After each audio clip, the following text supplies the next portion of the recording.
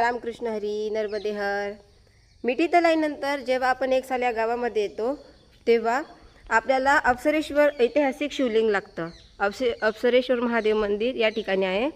आणि एक साल या गावामध्ये आपण जेव्हा थांबतो तेव्हा या 500 वर्षाआधी हे महादेवाचं मंदिर होतं. स्वयंभू अप्सरेश्वर शिवलिंग आहे.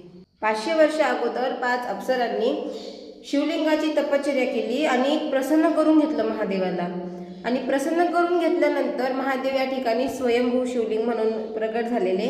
आणि या शिवलिंगाला अप्सरेश्वर शिवलिंग असं मानण्यात आलं. आणि अप्सरेश्वर महादेव मंदिर या ठिकाणी असं म्हणतात कारण की अप्सरांनी या ठिकाणी तपश्चर्या केली होती ना, त्या कारणाने. आणि जर तुम्ही परिक्रमा करत असताना या ठिकाणी आला, पहिला दुसरा मुक्काम या ठिकाणी केला तर तुम्ही नक्की या ठिकाणी या. आणि याची अजून तुम्हाला माहिती दुसऱ्यांकडनं मिळू शकते. आणि या बाबांनी या ठिकाणी आम्हाला माहिती सांगितली.